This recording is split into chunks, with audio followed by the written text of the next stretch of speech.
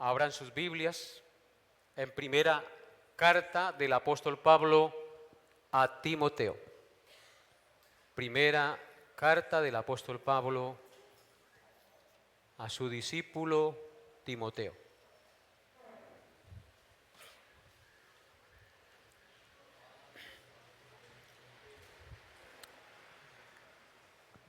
¿Listos, hermanos?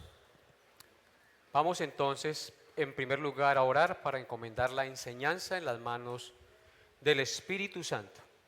Que esta oración que hagamos no sea simplemente un formalismo, de que debemos orar antes de empezar. No, oramos porque creemos que Dios es el que abre nuestro entendimiento, el que ilumina nuestro ser para poder comprender sus verdades y me guía a mí para poder enseñarlas. Oremos. Padre amado, venimos una vez más ante tu presencia, invocando tu nombre, para rogarte, Señor, que dispongas todo nuestro ser, nuestra mente, nuestros oídos, nuestro corazón, para recibir el mensaje de tu palabra, Señor. Quita toda distracción, sueño y pereza, y permítenos estar atentos y receptivos a la voz de tu Espíritu, manifestada en tu santa palabra. Gracias, Señor, por mi vida y por la vida de mis hermanos. Te ruego que tomes mis palabras y me guíe conforme a tu verdad, y que lo que yo enseñe en este lugar redunde para el crecimiento, la exhortación, el consuelo y la afirmación de la fe de mis hermanos, y que tu nombre sea exaltado en este lugar, y que muchos hoy sean edificados, y el que no te conoce venga a tus pies, Padre Santo. Te lo pido en el nombre de tu Hijo Jesús. Amén. En nuestro estudio de la primera carta del apóstol Pablo a Timoteo, porque para los que no saben, estamos estudiando la primera carta del apóstol Pablo a Timoteo. El domingo antepasado, porque el domingo pasado no pude estar, porque estaba en la ciudad de Granada, comenzamos a estudiar los versículos 8 hasta el 11. Así que les invito a leer en 1 Timoteo 8 hasta el 11.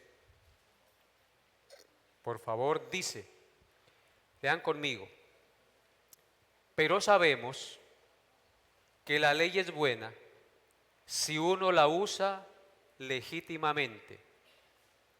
Conociendo esto, que la ley no fue dada para el justo, sino para los transgresores y desobedientes, para los impíos y pecadores, para los irreverentes y profanos, para los parricidas y matricidas, para los homicidas, para los fornicarios, para los sodomitas, para los secuestradores, para los mentirosos y perjuros, y para cuanto se oponga a la sana doctrina, según el glorioso evangelio del Dios bendito, que a mí me ha sido encomendado.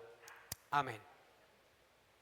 Entonces, como les dije, en el estudio antepasado comenzamos a estudiar este pasaje que acabamos de leer, pero no alcancé a terminarlo. Vemos aquí en este pasaje que el apóstol Pablo, al escribir a Timoteo, le recuerda para quién fue dada la ley de Dios, es decir, los mandamientos del Señor. Yo expliqué que cuando Pablo dice que la ley no fue dada para el justo, según el contexto, aquí Pablo no está hablando del justo justificado por la fe en la obra de Cristo, porque el justificado en la obra de Cristo, es decir, el cristiano verdadero, aunque sabe que su salvación no se debe a la obediencia de la ley, sino al sacrificio de Cristo, él tiene la ley del Señor como su norma divina a la cual obedece y con la cual manifiesta el amor a Dios y el amor al prójimo. Entonces, ¿de qué justos está hablando Pablo aquí cuando dice que la ley no fue dada para el justo? Por el contexto, podemos inferir que está hablando de todos aquellos que se oponen al verdadero evangelio y se creen justos a sus propios ojos. De todos aquellos que creen que por su desempeño moral y religioso son justos delante de Dios. Y en consecuencia para ellos pues no hay ley, porque como se creen tan buenos, para ellos no hay ley. Porque la ley es para los que se reconocen pecadores. Fue por eso que Jesús dijo que Él no había venido a llamar a justos, sino a pecadores al arrepentimiento. Porque los que están sanos no tienen necesidad de médico, es decir, los que están sanos o los que se creen justos, para ellos no es la ley ni Jesucristo. En consecuencia, mis amados hermanos, cuando Pablo dice que la ley no fue dada para los justos, está diciendo que no fue dada para todos aquellos que creen que por su propio obrar y comportamiento religioso los justifica delante de Dios. La ley fue dada para los transgresores y desobedientes, dice el pasaje. Esto indica que fue dada para todos aquellos que reconocen que han ofendido a Dios y que toda su vida han transgredido sus mandamientos. Y en razón de este reconocimiento entienden que son dignos de condenación y reconocen que necesitan el perdón de Dios y de un Salvador. Es por esto que Pablo en nuestro pasaje da una lista de 14 características pecaminosas que hacen evidente que los hombres han vivido y han violado la ley moral de Dios y que en realidad no hay ninguno justo. Leamos nuevamente nuestro pasaje, amados hermanos. Verso 9 de 1 de Timoteo 1.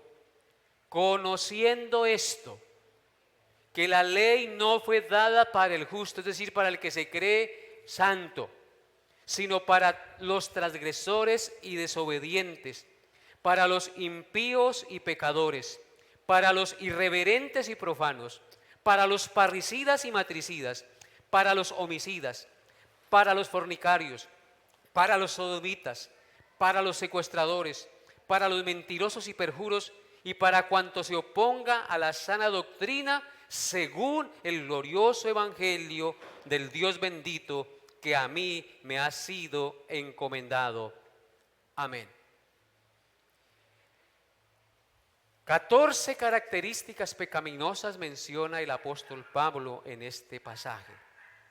En la última predicación vimos que la lista empieza con 3 pares de descripciones pecaminosas de los hombres para los cuales fue dada la ley.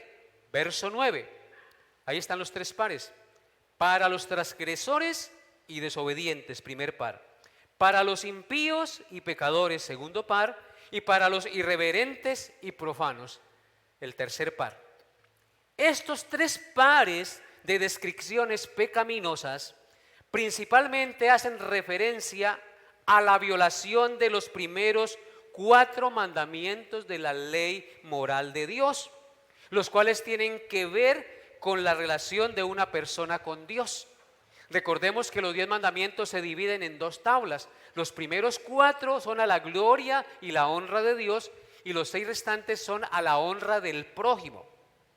Después Pablo en nuestro pasaje menciona 8 pecados más que tienen que ver con la segunda tabla de los 10 mandamientos, lo cual implica la relación de una persona con su prójimo. En la última enseñanza meditamos un poco en los primeros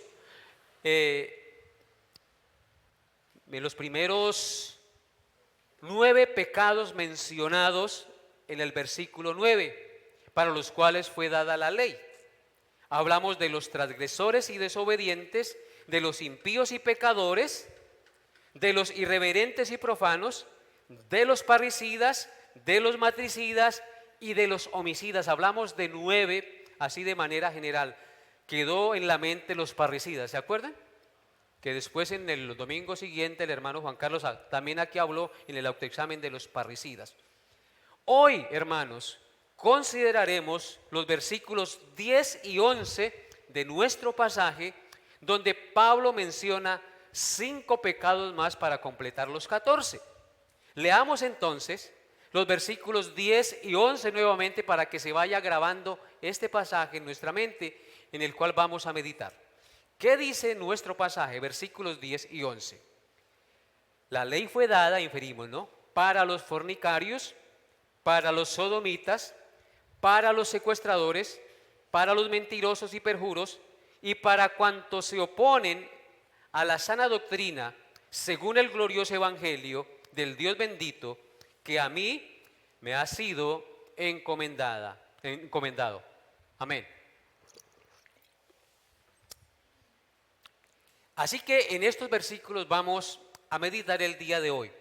La enseñanza lleva por título El glorioso evangelio, parte 2, porque así se llamó la primera enseñanza. El glorioso evangelio del Dios bendito, y le quité el glorioso evangelio, parte 2. Leamos nuevamente entonces, empezando en el versículo 10. ¿Qué dice? Inferimos que la ley fue dada para los fornicarios, para los sodomitas, para los secuestradores, para los mentirosos y perjuros, para cuanto se oponga a la sana doctrina. Vemos en primer lugar en nuestro pasaje, es decir, en el verso 10, que la ley fue dada para los fornicarios y sodomitas. Estos dos pecados tienen que ver con la violación del séptimo mandamiento y con la violación del 10º mandamiento. ¿Cuál es el séptimo mandamiento y cuál es el 10º mandamiento? El séptimo es: no cometerás adulterio, y el 10º es: no codiciarás. Pablo dice que la ley fue dada para los fornicarios y sodomitas. Estos dos pecados tienen que ver con la inmoralidad sexual o con las relaciones sexuales ilícitas, tanto entre hombres y mujeres como entre personas del mismo sexo, es decir, el homosexualismo o la sodomía, que es lo mismo. Queridos hermanos, así como el adulterio, la inmoralidad sexual o la fornicación entre un hombre y una mujer es condenada por la ley de Dios, así también el homosexualismo o la sodomía está totalmente prohibido y condenado por la ley de Dios en su palabra. Esto es totalmente contrario a lo que enseñan y aprueban las ideologías progresistas de nuestro tiempo, que desechan la ley del Señor y se complacen en aprobar y legalizar la muerte, el delito, la inmoralidad y la perversión sexual antinatural. Eso es lo que estamos viendo en el mundo actual, prácticamente en todas las naciones de la tierra. Una apología a la inmoralidad sexual, al delito, a todo lo antinatural y lo que está en contra del glorioso evangelio del Dios bendito, queridos hermanos. La palabra empleada para sodomitas en el original está compuesta de dos partes, que en español significa hombre y cama, particularmente cama matrimonial. Por lo tanto, la referencia es directamente al homosexualismo, al hecho de que dos hombres o dos mujeres se acuestan y comparten el lecho como si fueran marido y mujer. Esto es una aberración sexual prohibida por el Señor en su palabra. Por eso Pablo dice que la ley fue dada para los sodomitas. Dios es el creador del hombre y el creador de la mujer. Él diseñó el matrimonio, los parámetros y las normas por el que el hombre y la mujer disfruten el acto sexual. Las relaciones sexuales no son pecados si se llevan a cabo dentro del marco del matrimonio entre un hombre y entre una mujer. Fuera de la institución matrimonial entre un hombre y una mujer, las relaciones sexuales son condenadas por la ley de Dios. Tener relaciones sexuales no es pecado siempre y cuando nos ciñamos a las normas del creador del sexo, del creador del hombre, del creador de la mujer y del diseñador del matrimonio. Cuando nos salimos de ese marco, es pecado, es contrario a la perfecta voluntad de Dios.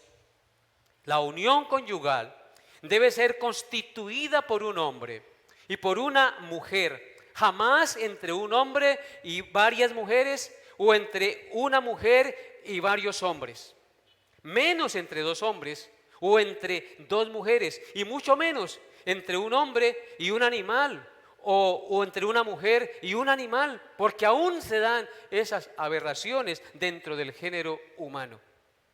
Solo un hombre y solo una mujer se complementan de manera apropiada para realizar adecuadamente los objetivos para los cuales fue creado e instituido el matrimonio y el acto sexual. Nadie está mejor dotado para proporcionar compañía a un hombre que una mujer, y nadie está mejor dotado para proporcionar compañía a una mujer que un varón. La unión matrimonial entre dos hombres o entre dos mujeres es un vulgar y un asqueroso saboteo a los principios y objetivos del matrimonio instituido por Dios. Jamás un hombre podrá complementar a otro hombre para cumplir con los fines del matrimonio. Jamás un hombre podrá cumplir con las funciones que estrictamente corresponden solo a la mujer, funciones que ella y solo ella está dotada y sabiamente constituida por Dios para realizarlos. Solo la mujer está dotada, escúchenlo bien, solo la mujer está dotada para que pueda ser esposa y realizar una unión profunda y amplia con el varón en todos los aspectos de su ser físico, moral, sentimental y espiritual. Solo la mujer está constituida para ser madre, solo ella cuenta con los elementos naturales para realizar adecuadamente estas funciones. Jamás dos hombres o dos mujeres podrán cumplir con el propósito del diseño establecido por Dios en la unión matrimonial. Así que todo esto que vemos en nuestro tiempo es una total rebelión contra el Creador. No queremos tus leyes, tú no existes, dice la mayoría de los intelectuales. Es mentira. Venimos del chango, somos producto de una explosión. Tú no existes, Dios. Y por eso, como ellos se hacen sabios a sí mismos, Dios, ¿qué hace? Los entrega a sus pasiones y concupiscencias pecaminosas para hacer cosas que no convienen. Y es lo que estamos viendo en nuestro tiempo. Pues aún las mujeres cambiaron el uso natural por el que es contra naturaleza, dice el apóstol Pablo. Y de igual manera los hombres se encendieron en sus laxivias unos con otros para cometer hechos vergonzosos, hombres con hombres, y recibiendo asimismo el castigo debido a su extravío, dice la palabra del Señor en Romanos 1, del 18 en adelante. Así que, hermanos, la ley fue dada para ellos, para usted, para mí, porque no solamente está hablando aquí de los parricidas, sino de los adúlteros, de los que también le son infieles a su esposa o a su esposo, de los que cometen adulterio. La ley es para confrontarnos, para hacernos ver la maldad de nuestro pecado.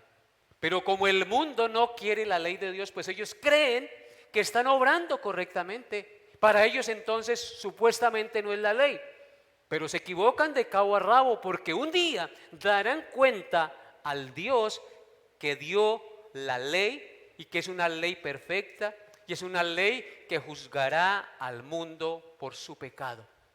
Porque es una ley perfecta como el Dios que la dio es perfecta. Hermanos, tenemos que entender una cosa. Dios hizo todo perfecto. El hombre es el que se torció. Todo está perfectamente diseñado por Dios, pero el hombre fue el que se torció. Miren lo que dice Eclesiastés capítulo 7, verso 19. Eclesiastés 7, verso 29. No pierda ahí Timoteo y busque Eclesiastés capítulo 7, verso 29. Dice así la palabra de Dios. He aquí, solamente esto he hallado, dice Salomón, que Dios hizo al hombre como recto o perfecto, pero ellos buscaron muchas perversiones. Fue el hombre el que se apartó de Dios, fue el hombre el que le dio la espalda a Dios y le sigue dando la espalda a Dios. No quieren que Dios reine sobre sus vidas. Echemos de nosotros sus cuerdas, apartémonos de Él. Nosotros nos gobernamos y nos dirigimos a nosotros mismos. Ellos son los que buscan las perversiones que vemos en nuestro mundo actual. Miren lo que dice Efesios 5:5. Efesios 5:5. Dice la palabra de Dios. Porque sabéis esto,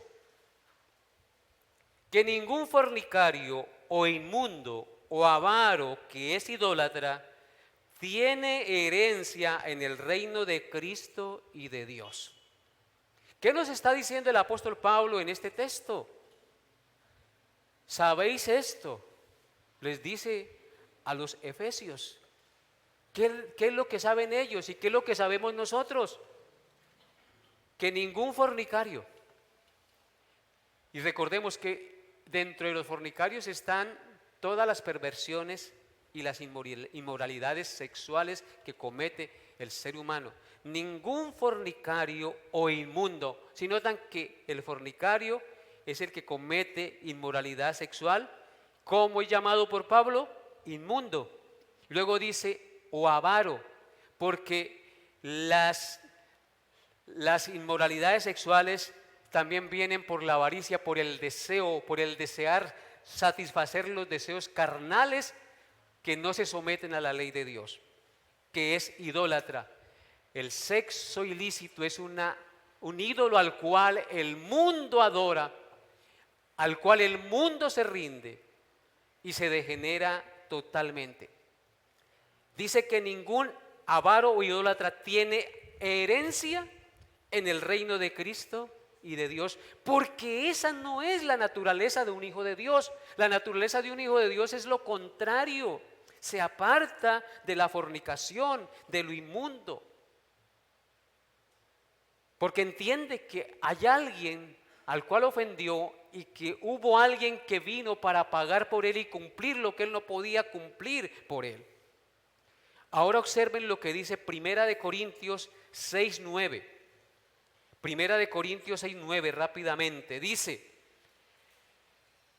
¿no sabéis que los injustos no heredarán el reino de Dios?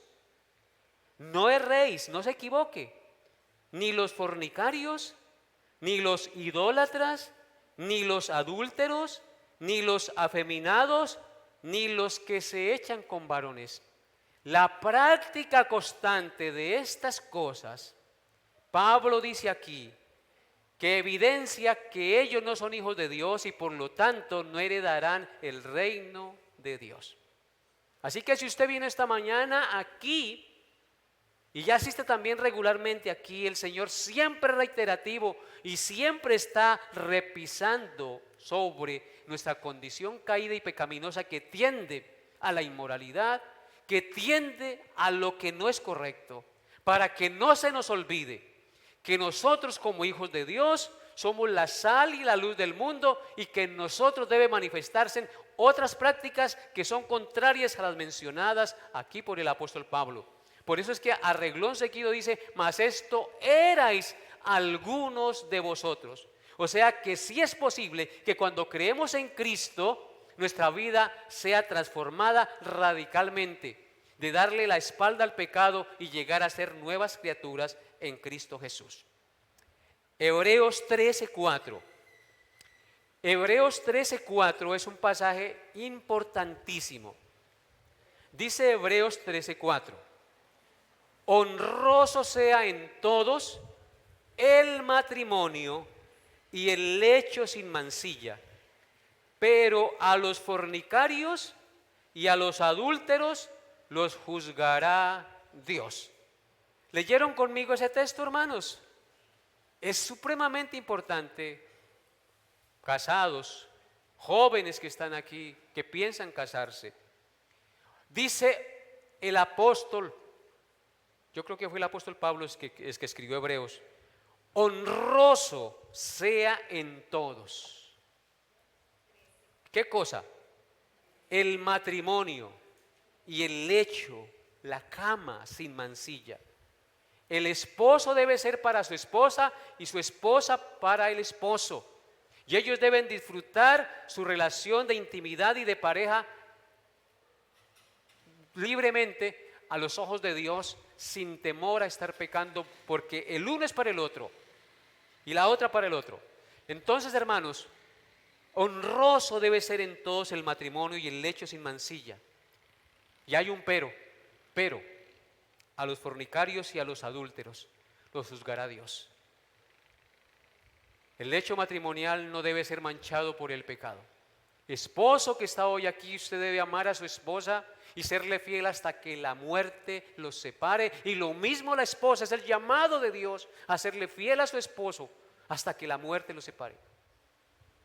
Eso es vivir para la gloria de Dios. Eso es dar buen ejemplo a nuestros hijos, dar buen ejemplo a nuestros hermanos, dar buen ejemplo a la sociedad, dar buen ejemplo a la familia. Si somos cristianos, nos amamos y nos respetamos mutuamente y reflejamos que nuestro hogar está gobernado por la gloria y la honra de nuestro Cristo, que murió y pagó por nuestros pecados y nos hizo libres de la inmundicia, del adulterio y la fornicación. Amén. Muy bien. Todo pensamiento inmundo, escúchenlo bien, todo pensamiento inmundo es una forma de adulterio y es una forma de fornicación, es una forma de inmoralidad. Si un hombre tiene relaciones sexuales con otro hombre, ambos han cometido un pecado abominable y serán condenados a muerte. Ellos mismos buscaron su propia muerte, así dice Levítico 20:13, no lo busque. Entonces Dios castiga la inmoralidad tanto entre hombres y mujeres como entre las relaciones sexuales antinaturales condenadas por Dios en su palabra, que son a pena de muerte. En segundo lugar, volviendo a nuestro texto base de Primera de Timoteo, en nuestro pasaje Pablo dice que la ley fue dada para los secuestradores. La ley fue dada para los secuestradores, no solamente para los fornicarios y sodomitas, sino también para los secuestradores. Este pecado hace referencia al octavo mandamiento, que dice: no robarás o no hurtarás. Este mandamiento prohíbe el robo en cualquier modalidad, pero en este caso hace referencia al terrible y detestable robo o secuestro de personas. En los tiempos bíblicos, los secuestradores se refería sobre todo a mercaderes de esclavos que secuestraban hombres y mujeres y los vendían como animales. Esto, por supuesto, era un gravísimo pecado, el cual Dios aborrece y condena con pena de muerte en su palabra. Y ese pecado no ha cesado. A través de los siglos, a través de la historia, el secuestro se ha dado a gran escala. El himno Sublime Gracia vino a ser escrito por un hombre que era mercader de esclavos y que el Señor tocó en su corazón y fue transformado y regenerado. Y por eso él canta: sublime gracia del Señor, que a un infeliz salvó, que hacía cosas aberrantes porque secuestrar a una persona y venderla o pedir rescate por ella es algo terrible, como vemos en nuestra nación y en muchas partes del planeta Tierra. En México, en cualquier parte donde hay maldad se puede dar este pecado, pero Dios lo condena en su palabra. Miren lo que dice Éxodo capítulo 21, verso 16.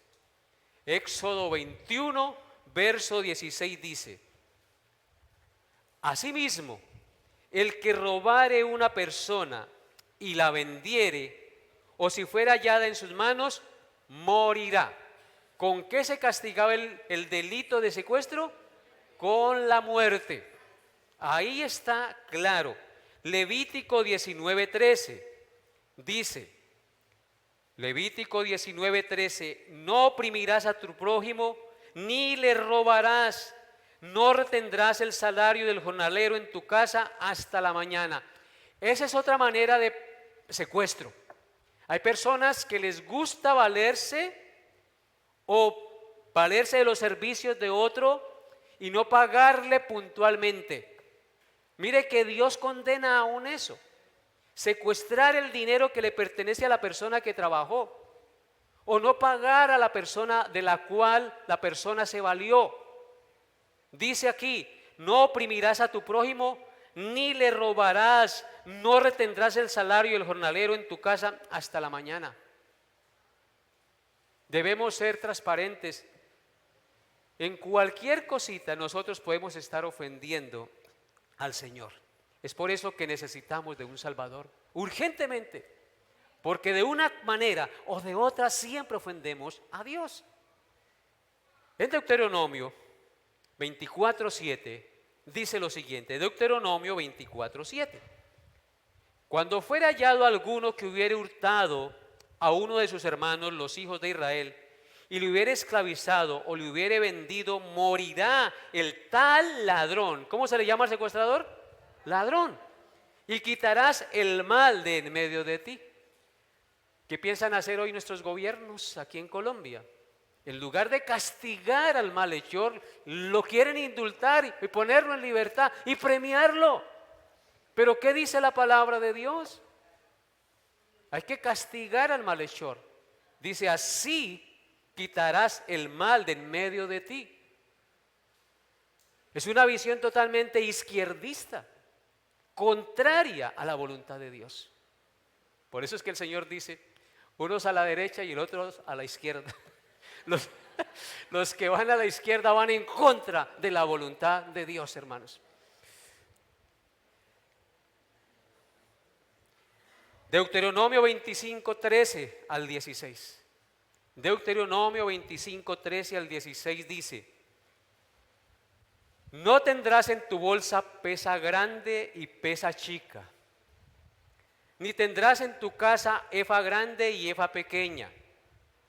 Pesa exacta y justa tendrás, efa cabal y justa tendrás, para que tus días sean prolongados sobre la tierra que Jehová tu Dios te da. Porque abominación es a Jehová tu Dios cualquiera que hace esto y cualquiera que hace injusticia.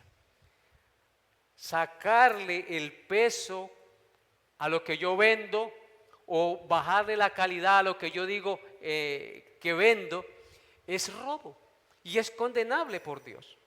Así que examinemos nuestra vida si estamos fallando en esas áreas, queridos hermanos. Arrepintámonos y pidámosle perdón a Dios, porque para nosotros fue dada la ley. ¿Sí o no?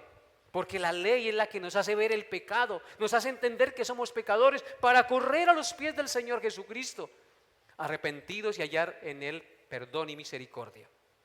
Volviendo a nuestro texto base, en tercer lugar, Pablo dice que la ley fue dada para los mentirosos y perjuros. Mentirosos y perjuros. Ciertamente, el apóstol está pensando en el 9º mandamiento que dice: no hablarás contra tu prójimo falso testimonio. Según el uso bíblico de la palabra, una persona mentirosa no solamente es aquella que dice algo que no es verdad, sino también la persona cuyas acciones y actitudes no armonizan con su confesión de fe. Tendemos solamente a llamar ladrón al que roba, ¿cierto?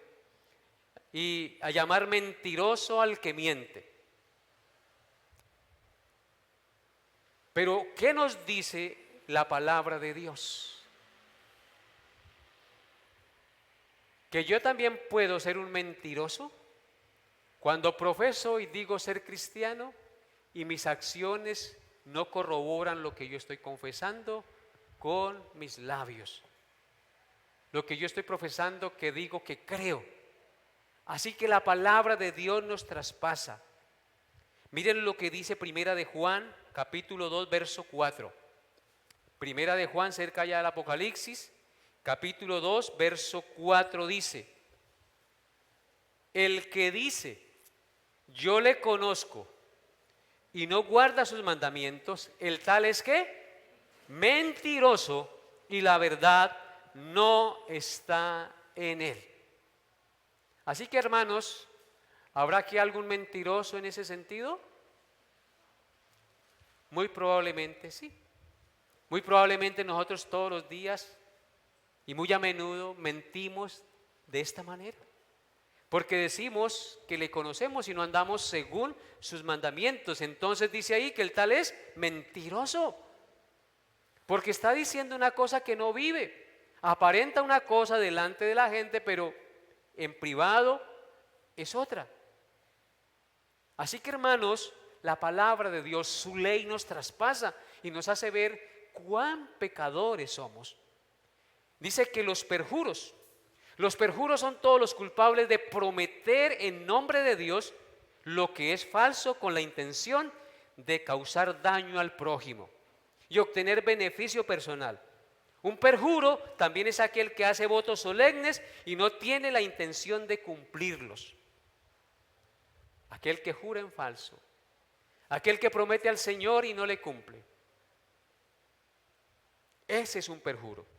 Miremos lo que dice Levítico capítulo 19, versículo 12. Levítico 19, verso 12. No juraréis falsamente por mi nombre, profanando así el nombre de tu Dios, yo Jehová. El nombre de Dios es santo.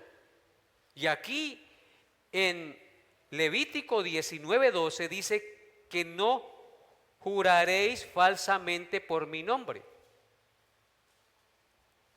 profanando así el nombre de tu Dios, yo Jehová. Cuando tomamos el nombre de Dios en vano, estamos mintiendo. Y mintiendo de una manera crasa porque el nombre de Dios es santo. Estamos profanando su santidad, estamos profanando su gloria, porque Él es verdad. En Él no hay mentira.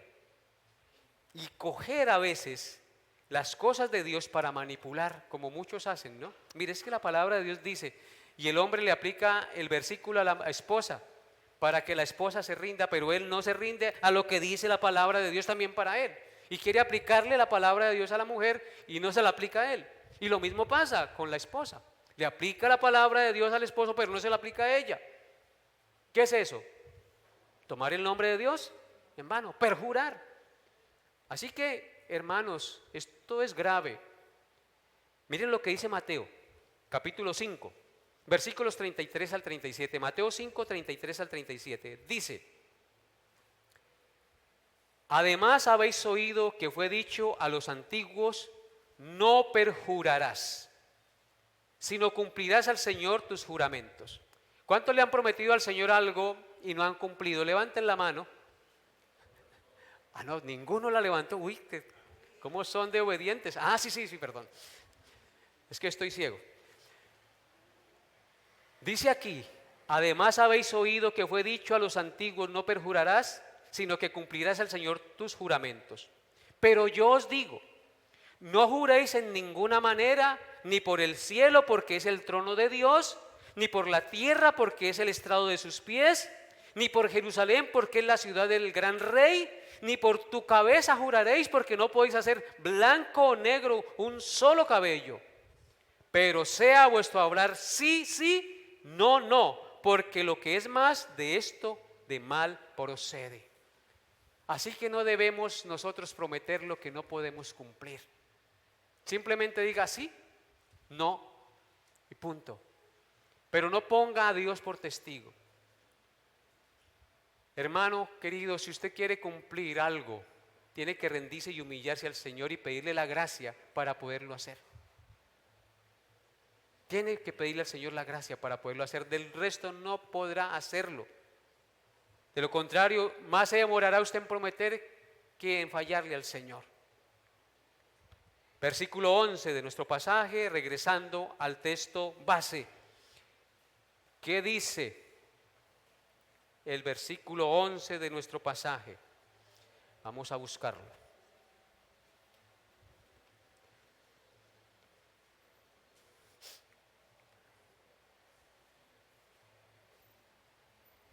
Pero vamos a leerle el 10 desde el 10. Para los fornicarios, para los sodomitas, para los secuestradores, para los mentirosos y perjuros, y para cuanto se oponga a la sana doctrina. La ley fue dada para todo lo que se oponga a la sana doctrina, después de mencionar esos pecados, según el glorioso evangelio del Dios bendito que a mí me ha sido encomendado.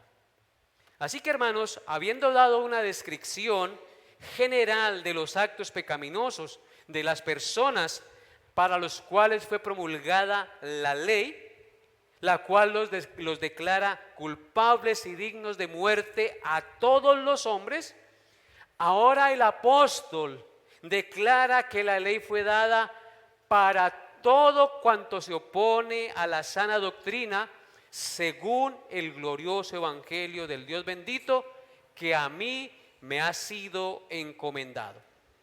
El veredicto de Dios por boca del apóstol Pablo es que ningún pecador puede justificarse a sí mismo de su pecado delante de Dios, por más moralista y religioso que sea. De la única manera que la ley no condena al que se cree justo es cuando evalúa su vida a la luz de ella y en consecuencia reconoce que no es justo, sino que es un miserable pecador digno de condenación. Y arrepentido el tal, corre a los pies de la cruz de Cristo para que Él lo lave y lo perdone de la inmundicia de su pecado, según el glorioso del evangelio del Dios bendito que a Pablo, dice aquí, le fue encomendado. Pero nos preguntamos, ¿qué es la sana doctrina, hermanos? ¿Qué es la sana doctrina? Todo lo que se opone a la sana doctrina. ¿Qué es la sana doctrina según el glorioso evangelio del Dios bendito? Tengo aquí 7 descripciones y pueden haber muchas más de lo que es la sana doctrina. La sana doctrina es la enseñanza que nos lleva a reconocer por la ley de Dios nuestra corrupción pecaminosa y nuestra incapacidad de justificarnos a nosotros mismos.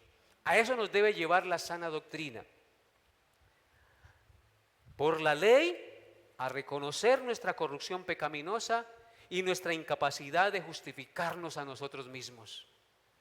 Número 2, la sana doctrina es la enseñanza que nos lleva arrepentidos por el conocimiento de la ley a los pies de la cruz y de nuestro Señor Jesucristo para ser limpios y justificados de nuestros pecados delante de Dios por su sangre. En tercer lugar, la sana doctrina es la enseñanza que quita al hombre del centro de su vida y le da a Dios y a su Hijo Jesucristo la preeminencia, la gloria y el honor como cabeza de la iglesia. Y todo esto tiene su sustento bíblico. En cuarto lugar, la sana doctrina es la enseñanza que afirma y tiene las Escrituras como suficientes y única norma de fe y conducta, porque reconoce que toda la Escritura es inspirada por Dios y útil para enseñar, para redarguir, para corregir y para instruir en justicia, a fin de que el hombre de Dios sea preparado para toda buena obra.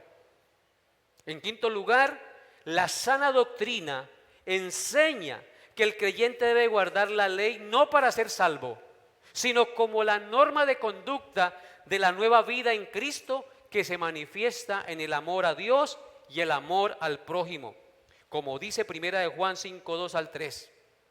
Dice: en esto conocemos que amamos a los hijos de Dios, cuando amamos a Dios y guardamos sus mandamientos. Pues este es el amor a Dios, que guardemos sus mandamientos, y sus mandamientos no son gravosos. En sexto lugar, la sana doctrina es la que enseña y enfatiza que el hombre no busca a Dios para ser salvo, sino que es Dios, en un acto de gracia y misericordia, el que se acerca al hombre y le da vida, arrepentimiento y fe para ser salvo. Nosotros le amamos a Él porque Él nos amó primero. En séptimo lugar, la sana doctrina enseña que una vez que el pecador, por la gracia y la misericordia de Dios, se arrepiente y cree en lo que el Señor Jesucristo hizo por él, nadie lo podrá arrebatar de la mano del Señor.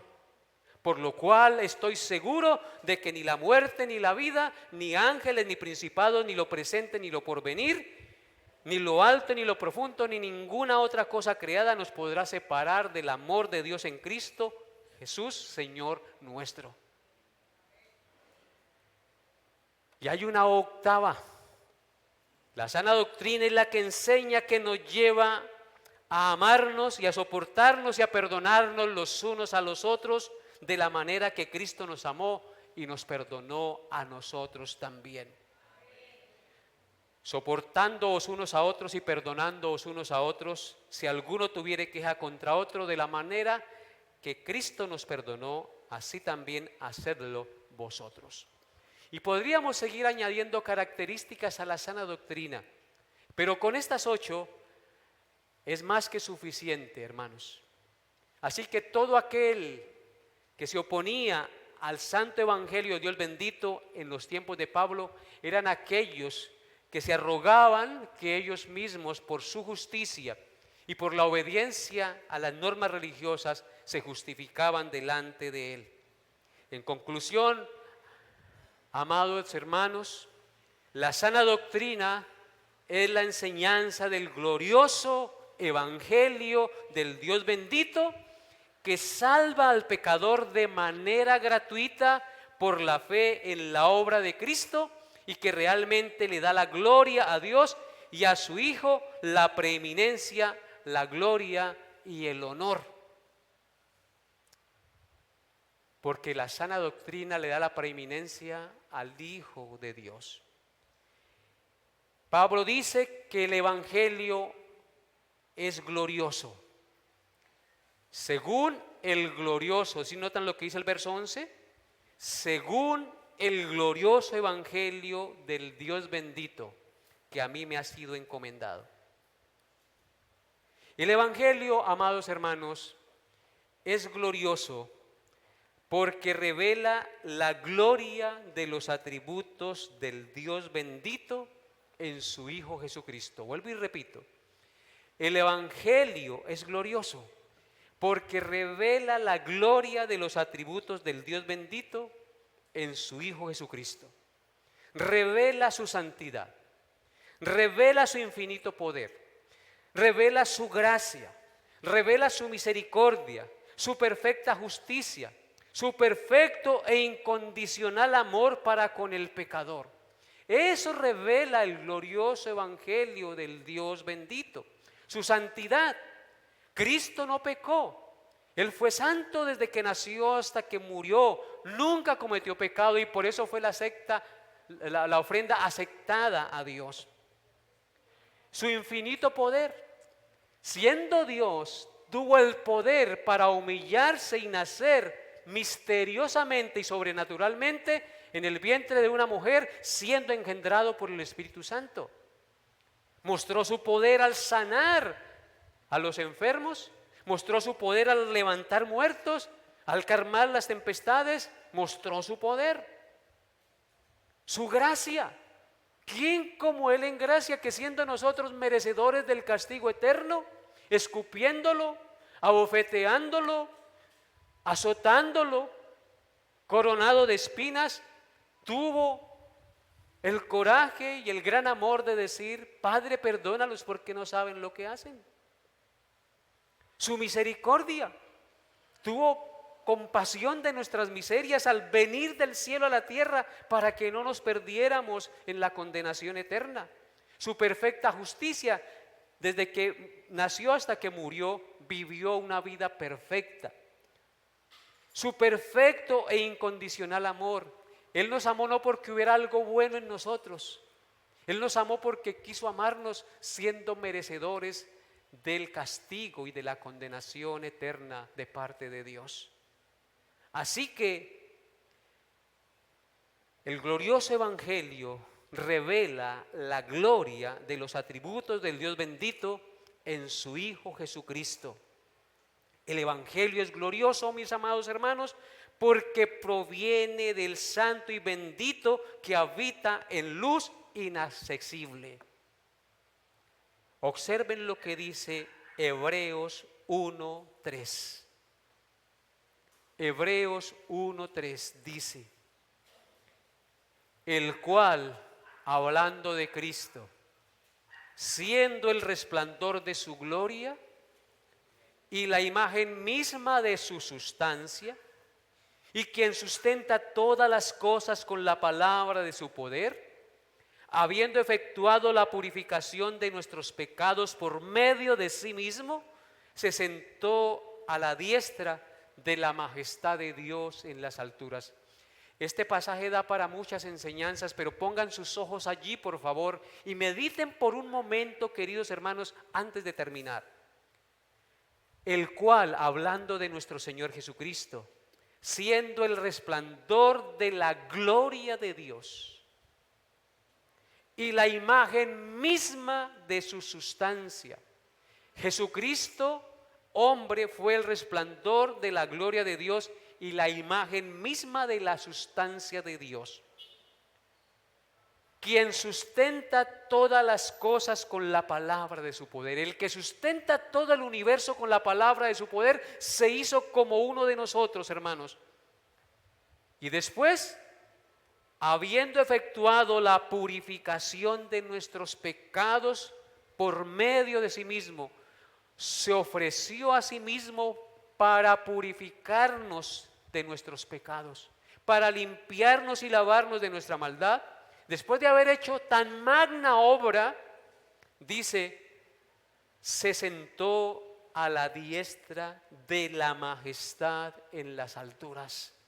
Y de allí, querido hermano y amigo, Él un día vendrá como juez y rey justo, a salvar a los que le esperan y a dar su merecido a todos aquellos que le despreciaron y le tuvieron por indigno y por basura, como vemos hoy.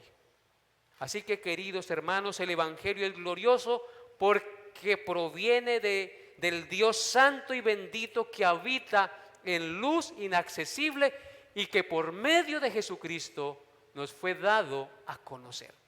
¿No le alegra eso, querido hermano?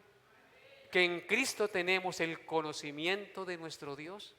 Que si queremos conocer a Dios, no es sino tomar las Escrituras y leerlas con fe y pedir al Espíritu Santo que nos dé entendimiento y nos ilumine para comprenderlas y disponer nuestro corazón cuando nos enseñan la palabra de Dios, para que esa palabra penetre en nuestra mente y nuestro entendimiento y nos pueda aclarar y disipar las tinieblas que aún hay en nuestra mente en cuanto al conocimiento de Dios.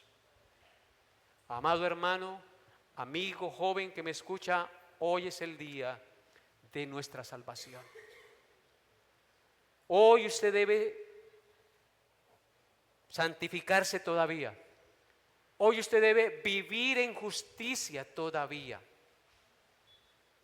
Mientras estemos vivos es nuestra tarea y nuestra responsabilidad como hijos de Dios vivir para la gloria de aquel que nos amó con amor inalterable e inmerecido, para que cuando Él venga nos encuentre haciendo así, dándole gloria y honor a Él. Somos el pueblo de Dios. El Santo Espíritu habita en nosotros Y como el Santo Espíritu habita en nosotros, tenemos el poder de lo alto para ser testigos. Como dice en Hechos 1:8, recibiréis poder cuando haya venido sobre vosotros el Espíritu Santo y me seréis testigos en Jerusalén, en toda Judea, en Samaria y hasta lo último de la tierra. Y eso nos corresponde a usted y a mí, que profesamos ser cristianos y decimos que Cristo es nuestro Salvador y que tenemos el Espíritu Santo de Dios. Tremenda tarea tenemos, hermanos. Así que Dios nos ayude. Y pecador que estás hoy aquí, que no has conocido al Señor, ven a Jesús. Y si alguien nos escucha por las redes, hoy le invito de parte de este púlpito en el nombre de Dios a que venga a Cristo y arrepentido reconozca que eres pecador y le pidas perdón al Señor y creas en Jesús para que tus pecados sean perdonados y seas limpio de su maldad. Que Dios nos dé la gracia, queridos hermanos, para vivir como conviene y como es digno de los hijos de Dios. Amén. Colóquese de pie, por favor. Padre, doy gracias a ti en esta hora de la mañana. Bendigo tu santo nombre y coloco delante de tu altar a esta comunidad de hermanos que hoy fielmente vino, se congregó, porque tú pusiste en sus corazones el querer como el hacer por tu buena voluntad, para venir a este lugar, a escuchar tu palabra, a adorarte, a orar, a santificarse, a fortalecerse en la fe. Señor, tómalos, Señor, y permite que la luz de tu palabra guíe sus pasos cada día en este mundo. Guárdalos durante la semana y guárdame a mí y a mi familia, Señor, y a todos aquí, y a todos los que nos ven, seas tú, Señor, derramando tus bendiciones y convenciéndolos cada día más de la necesidad que tenemos de estar de tu mano cada día, caminando en pos de ti. Padre, gracias por lo que hoy nos enseñaste y gracias, Padre, por habernos traído. Ahora pedimos tu santa bendición al salir de este lugar, en el nombre de Cristo, nuestro Redentor amado. Amén y amén.